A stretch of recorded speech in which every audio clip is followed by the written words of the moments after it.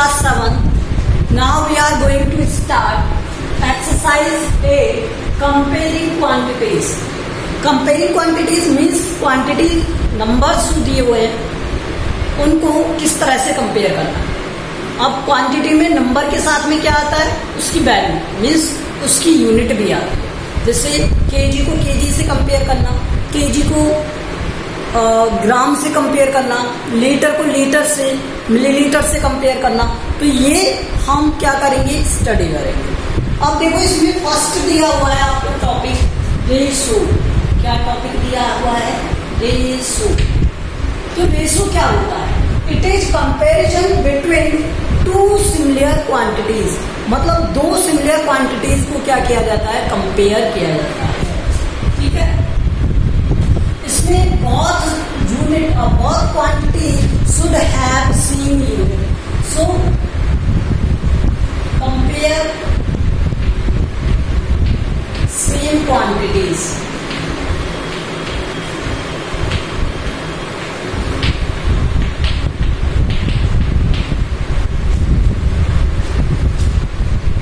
ठीक है, ये क्या करते हैं, कंपेयर करते हैं सेम क्वांटिटीज को। यूनिट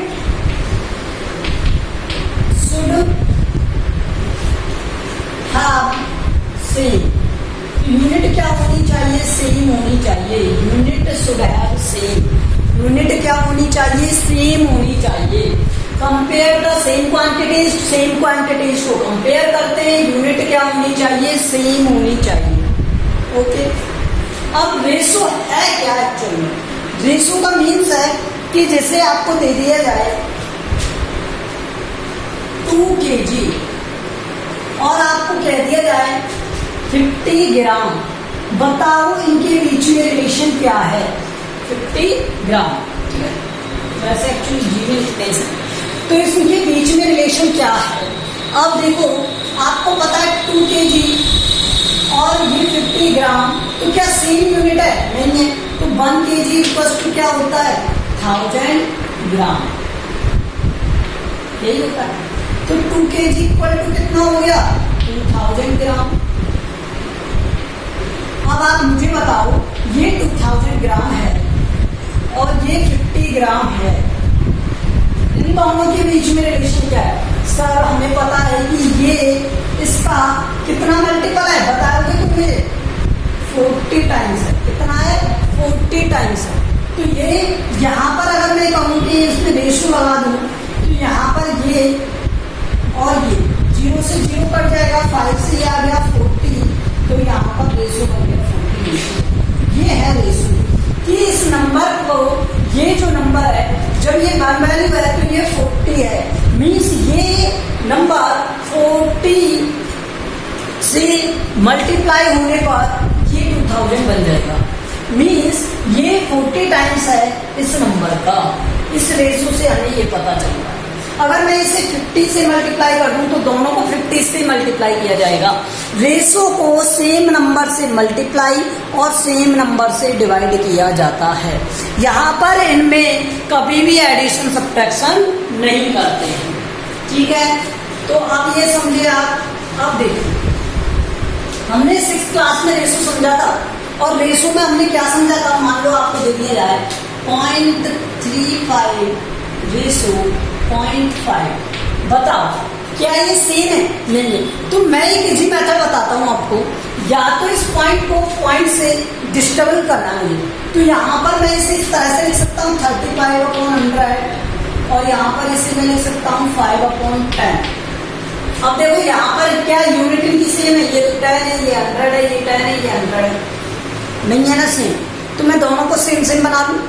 ठीक है, सेम यूनिट होना चाहिए। तो इसको 10 से मल्टीप्लाई करना पड़ेगा, तो 35/100, और इसे 10 से मल्टीप्लाई कर दिया, इसे 10 से मल्टीप्लाई कर दिया, तो इसका कोई फर्क पड़ेगा क्या, 10 से 10 कोई फर्क नहीं पड़ता। ये 50 क्या आ गया, 100।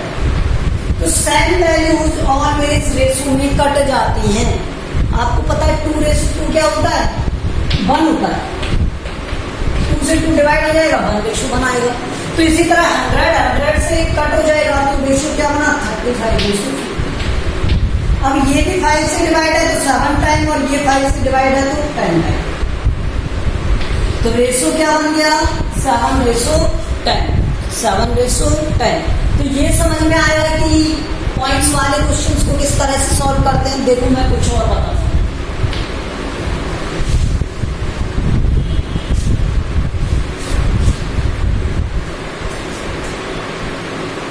.105 रेशो 0.35, कोई प्रॉब्लम नहीं। ठीक है, ये दिया यहाँ पर ये 3 डिजिट के बाद नंबर है, यहाँ पर 2 डिजिट के बाद पॉइंट है। तो ये पॉइंट देखो यहाँ 3 डिजिट यहाँ 2 डिजिट, तो इसमें मैं क्या लिख सकता हूँ 1/1000, और यहाँ पर इसे क्या लिख सकता हूँ 35/100। मुझे बेस दिख रहे हैं, तुमने इक्वल बना दिया है नहीं, इसलिए अगर मुझे 1000 बनाना है तो 10 से मल्टीप्लाई करना पड़ेगा। तो यहाँ 10 से मल्टीप्लाई कर दिया।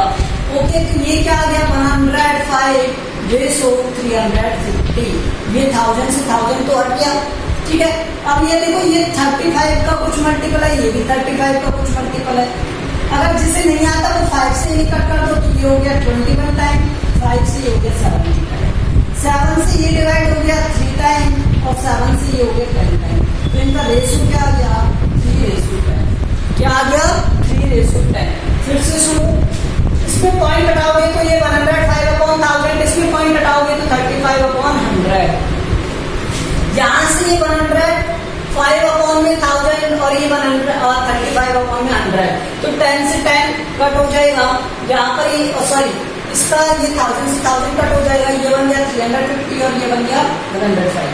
सॉल्व करोगे इसे तो इसे 5 से मैंने कट कर दिया, तो ये 21 और ये 70। 7 से इसे कट करोगे तो ये 3 टाइम और ये 10 टाइम। ये समझ में आया आपको कि इसका यूज किस तरह से है। ओके, अब देखो रेशो में आ गई।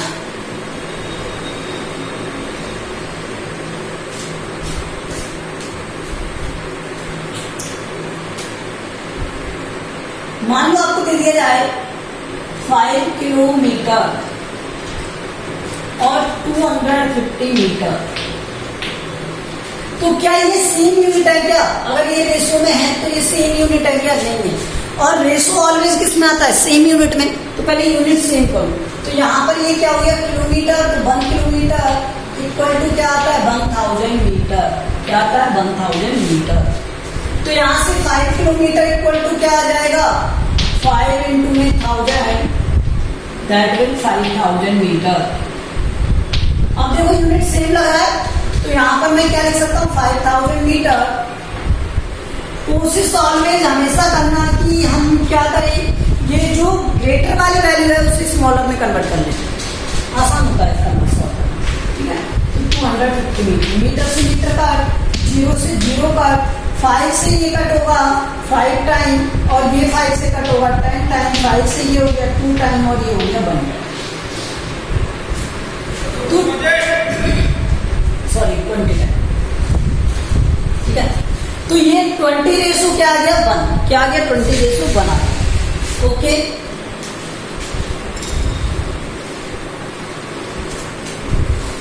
अब मैं आपको एक एग्जांपल देता हूं अनदर टाइप का। देखो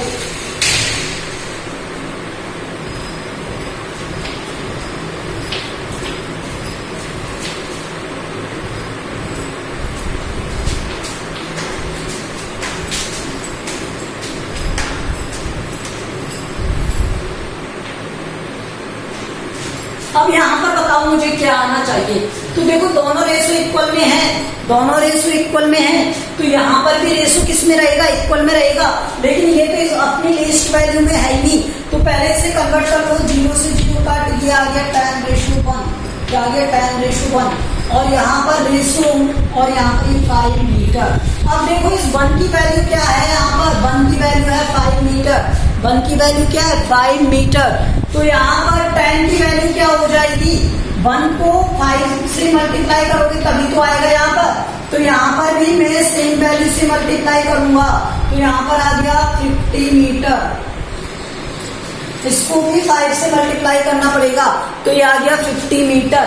रेशो ऑलवेज क्या होता है, ए रेशो बी का मीन्स है A/B, A/B। अब मैं इसी चीज को आपको एक प्लान फ्रैक्शन से बताता हूँ। देखो मैं इसे क्या लिख सकता हूँ 100/10 लिख सकता हूँ क्या, ठीक है। तो यहाँ पर ये वैल्यू क्या हो गई, मान लो यहाँ पर मैंने x लिख दिया तो ये हो गई 5 मीटर, ठीक है। अब यहाँ x की वैल्यू चाहिए तो इसका क्रॉस मल्टीप्लाई करोगे, 0 से 0 का 10 इंटू में क्या आ गया 5 मीटर x, तो x की वैल्यू क्या हो गई यहाँ से 50 मीटर। ओके, ये फिर से सुन लो, किसी रेशो को किस टर्म में लिख सकते हैं, a/b के टर्म में लिख सकते हैं। तो इसे हमने क्या लिख दिया 100/10, ये क्या हो गया x/5, ठीक है। तो x/5 मुझे x की वैल्यू चाहिए तो यहाँ 5 से मल्टीप्लाई कर दोगे तो ये 5 मीटर, 0 से 0 कट जाएगा तो ये 10 इंटू में 5, 10 इंटू 5 50 मीटर। आंसर सेम है, आंसर सेम है, तो दोनों मेथड से आप कर सकते हो, ठीक है।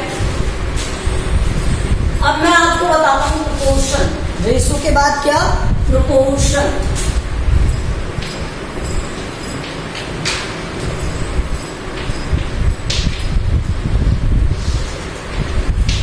जब दो रेशो एक ही अनुपात में हो, एक ही रेशो में हो तो उसे कहते हैं प्रोपोर्शन। मीन्स जब दोनों रेशो, दो रेशो इक्वल हो जाएं एक दूसरे के, इक्वलेंट हो जाएं एक दूसरे के, तो उसे कहते हैं क्या प्रोपोर्शन। जैसे a/b और प्रोपोर्शन c/d। इसका मीन्स है कि a/b इज इक्वल है किसके, c/d के, ठीक है।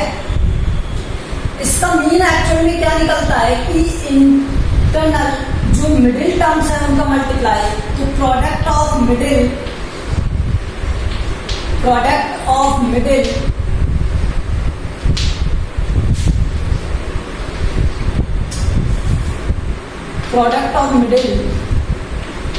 टर्म्स इक्वल होगा प्रोडक्ट ऑफ एक्सट्रीम।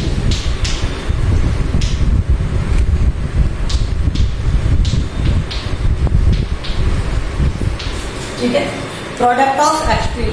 तो जो इनिशियल वैल्यू है उनका प्रोडक्ट इक्वल होगा एक्सटर्नल वैल्यू के। तो देखो a इंटू डी इक्वल होगा b इंटू सी के। अब आप कहेंगे सर आपने तो कहा था कि रेशियो इस तरह से होते हैं a/b और c/d। हाँ, और मैंने कहा कि ये दोनों इक्वल होते हैं तो मैंने इक्वल कर दिया। तो यहाँ पे क्रॉस प्रोडक्ट कर सकता हूँ, इसका इससे मल्टीप्लाई और इसका इससे मल्टीप्लाई, तो a इंटू डी और इक्वल होगा किसके, b इंटू सी के। देखना जरा ये है या नहीं, आया समझ में। तो इक्विवेलेंट फ्रैक्शन से भी करोगे तब भी ऐसे ही आंसर आएगा और इससे करोगे तब भी आंसर यही आएगा। आप देखो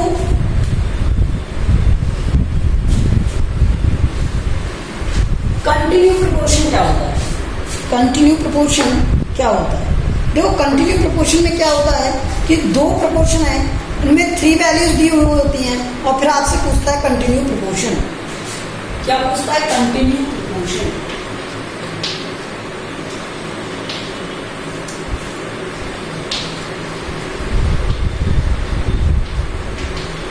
अगर आपसे कंटिन्यू प्रोपोर्शन पूछा है तो कंटिन्यू प्रोपोर्शन क्या होता है, ए बी सी इनके लिए कंटिन्यू प्रोपोर्शन बताना है। तो ऑलवेज बी अपने आप को क्या रखेगा, कंटिन्यू रखेगा। मीन्स बी ही एक ऐसी वैल्यू होगी जो इसके साथ भी होगी और इसके साथ भी होगी। तो यहाँ पर ये क्या बनेगा, a/b और b/c। तो यहाँ से b² क्या हो जाएगा, AC। एक्सट्रीम का मल्टीप्लाई, मिडिल का मल्टीप्लाई, तो b² AC, तो b क्या होगा, √AC। तो आपसे मिडिल टर्म पूछ सकता है कि find the middle term if the extreme terms are these. जैसे आपको दे दिया जाए if extreme terms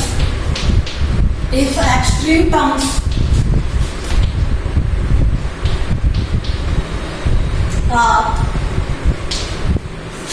4 and 9, find the middle term।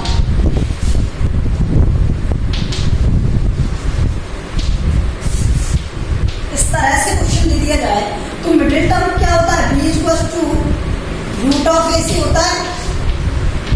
तो यहाँ से रूट ऑफ ए क्या है 4 और सी क्या है 9, तो यहाँ 4 का रूट क्या होता है 2 और सी का रूट क्या होता है 3, तो बी की वैल्यू क्या आ गई 6, बी की वैल्यू क्या आ गई 6। आया कुछ समझ में? हमने क्या किया कि एक्सट्रीम टर्म्स अगर 4 और 9 है तो मिडिल टर्म क्या होगा b equal to root of A C, A की वैल्यू 4, सी की वैल्यू 9, 4 का रूट क्या होता है 2, 9 का रूट क्या होता है 3, तो 2 इंटू 3 करोगे तो 6। आया कुछ समझ में?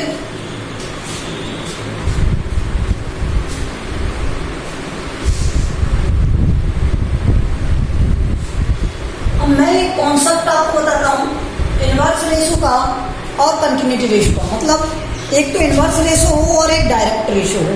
तो डायरेक्ट रेशो क्या होता है और इनवर्स रेशो क्या होता है? डायरेक्ट रेशो मीन्स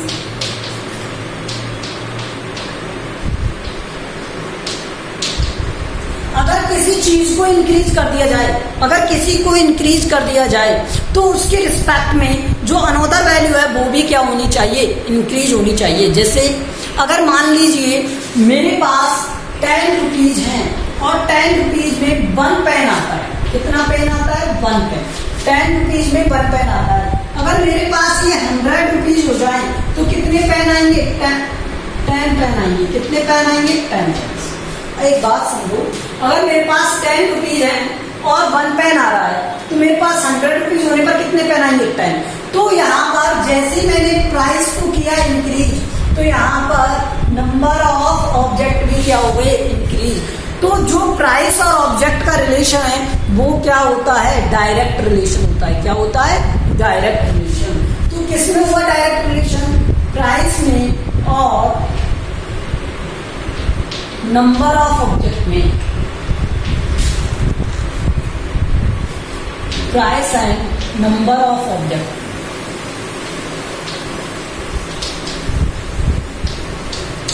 तो इनमें होता है डायरेक्ट रिलेशन। और किसमें हो सकता है? मान लो आप एक बाइक पर जा रहे हो, इस पर जा रहे हो बाइक पर। अब आपने क्या किया? स्पीड इंक्रीज कर दी, ठीक है? अच्छा ऐसे मत समझो, पेट्रोल से और डिस्टेंस से, डिस्टेंस से समझो और टाइम से। डिस्टेंस और टाइम समझो, डिस्टेंस एंड टाइम। किसके लिए? For constant speed.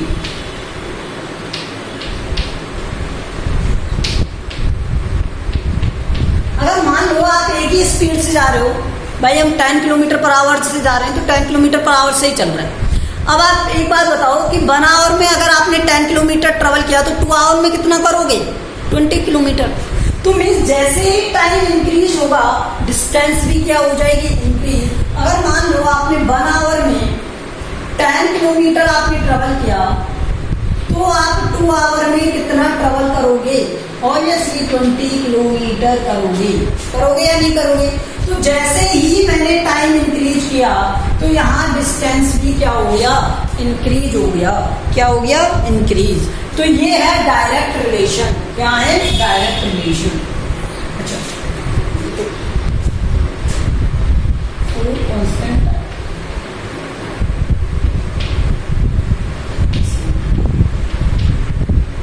ठीक है। अब इनडायरेक्ट रेशो में देखो,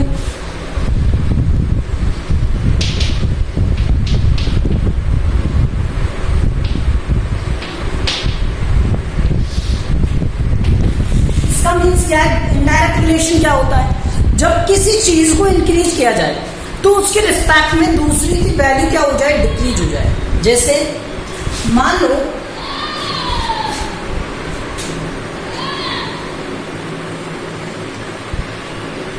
वैल्यू ऑफ पेट्रोल है, ठीक है?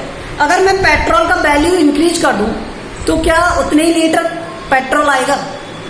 अगर वैल्यू इंक्रीज हो जाएगा किसी चीज का, किसी चीज की प्राइस इंक्रीज कर दी जाए तो क्या वो प्रोडक्ट उतना ही आएगा? उसमें नहीं आएगा।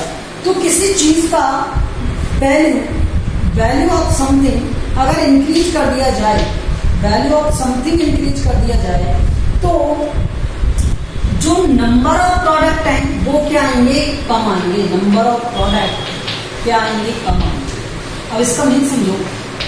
अगर मान लो पहले 10 रुपीज था एक का वैल्यू, पहले 10 रुपीज था एक का वैल्यू, ठीक है, और अब इसे 20 कर दिया जाए, नहीं 2 का मान। पहले 10 रुपीज में आ रहे थे 2, ठीक है, कोई भी प्रोडक्ट मान लो पेन, भाई 10 रुपीज में हम 2 लेके आ रहे थे। अब उसने क्या किया कि ये भाई ये 10 रुपीज का नहीं हुआ, अब इसकी कॉस्ट कर दी हमने इंक्रीज, कितनी कर दी 20। अब आप मुझे बताओ कितने पेन आएंगे। पहले 10 रुपीज में एक आ रहा था, 20 रुपीज में कितने आ रहे थे, 20 रुपीज में कितने आ रहे थे, 4 पेन आ रहे थे। तो अब 20 रुपीज में कितने आएंगे, क्या वो 4 पेन आएंगे, क्या नहीं आएंगे। तो अब इसका प्राइस जस्ट क्या हो गया, डबल हो गया। तो नंबर ऑफ प्रोडक्ट क्या हो जाएंगे, हाफ हो जाएंगे, तो यहाँ 1 पेन आएगा, ठीक है। तो ये क्या होता है, इनडायरेक्ट रिलेशन होता है वैल्यू में और नंबर ऑफ प्रोडक्ट में। इसी तरह से मान लो किसी चीज की स्पीड अगर इंक्रीज कर दी जाए, स्पीड इंक्रीज कर दी जाए तो टाइम क्या लगेगा, लेस लगेगा। तो स्पीड में और टाइम में, स्पीड एंड टाइम, इनमें क्या होता है, इनडायरेक्ट रिलेशन होता है। जैसे मान लो पहले आप 40 किलोमीटर पर आवर से चल रहे थे और आपको लग रहे थे 2 आवर, भाई हम 40 किलोमीटर पर आवर से चल रहे हैं और 2 आवर मुझे लग रहे हैं, ठीक है। तो मैंने क्या किया, स्पीड को डबल कर दिया 80 किलोमीटर पर आवर। अब बताओ क्या मुझे 2 आवर लगेंगे, स्पीड क्या हो गई डबल, तो टाइम क्या हो जाएगा, हाफ। तो टाइम क्या हो गया, हाफ। अब मुझे 1 आवर ही लगेगा। तो जैसे ही मैंने इसको इंक्रीज किया तो टाइम क्या हो गया, डिक्रीज। टाइम क्या हो गया, डिक्रीज। समझ में आया। जैसे ही मैंने स्पीड को इंक्रीज किया तो जैसे ही मैंने स्पीड को इंक्रीज किया तो टाइम क्या हो गया, डिक्रीज हो गया। तो ये रिलेशन है किसका, इनवर्स रिलेशन। क्या है, इनवर्स रिलेशन। तो ये था theory of the ratio and proportion. In the next we will do about the percentage.